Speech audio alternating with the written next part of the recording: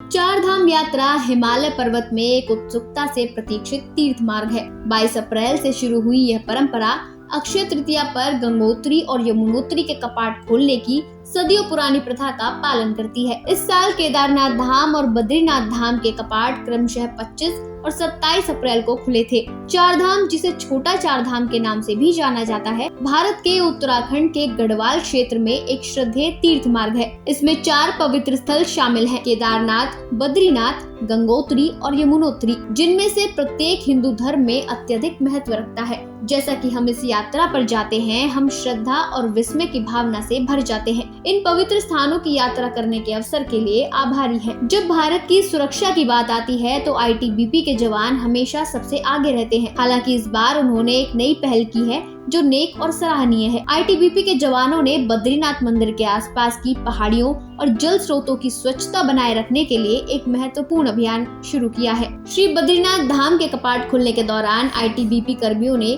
तीर्थ यात्रियों द्वारा लापरवाही से बद्रीनाथ धाम के पास की दुर्गम पहाड़ियों पर छोड़े गए कूड़े को हटाने का बीड़ा उठाया। आईटीबीपी ने साफ कर दिया है कि यह ऑपरेशन एक सतत प्रक्रिया है और वे ये सुनिश्चित करने के लिए प्रतिबद्ध हैं कि मंदिर के आसपास का क्षेत्र हर समय स्वच्छ बना रहे। प्रशासन ने आईटीबीपी के जवानों द्वारा की गई इस उल्लेखनीय पहल की सराहना की है और उम्मीद है कि उनके प्रयासों से चार धाम यात्रा पर आने वाले सभी तीर्थ यात्रियों और स्थानीय लोगों को धामों और चार धाम यात्रा मार्ग की स्वच्छता में योगदान करने के लिए प्रेरणा मिलेगी। उत्तराखंड सीएम पुष्कर सिंह धामी ने ट्विटर पर ट्वीट करके लिखा, प्रदेश में चार धाम यात्रा के दृष्टिगत आईटीबीपी के जवानों द्वारा श्री बद्रीनाथ धाम एवं इसके आसपास स्वच्छता बनाए रखने में प्रशासन का सहयोग कर महत्वपूर्ण योगदान दिया जा रहा है। प्रशासन के साथ आईटीबीपी के जवानों द्वारा की गई ये पहल प्रशंसनीय है।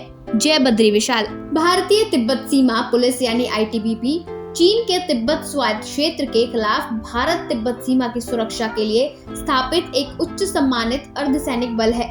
आईटीबीपी के जवान अपनी असाधारण सुरक्षा व्यवस्था के लिए प्रसिद्ध हैं और एक मजबूत वंश से आते हैं। बल को काराकोरम दर्रे से लेकर लिपुलेख दर्रे तक फैली करीब 2115 किलोमीटर की सीमा के साथ भारत नेपाल चीन त्रिकोणीय जंक्शन की सुरक्षा की महत्वपूर्ण जिम्मेदारी सौंपी गई है। प्रारंभ में इस व्यापक क्षेत्र में गश्त के लिए केवल 4 बटालियनों को सौंपा गया था, लेकिन सन 1976 में बल के जनादेश में वृद्धि के बाद सन 1978 में बटालियनों की संख्या बढ़ा दी गई। आईटीबीपी देश की सीमाओं की सुरक्षा और संप्रभुता की गारंटी देने में एक अनिवार्य संपत्ति है, जबकि मौसम विभाग ने आपदा की संभावना के बारे में चेतावनी दी है।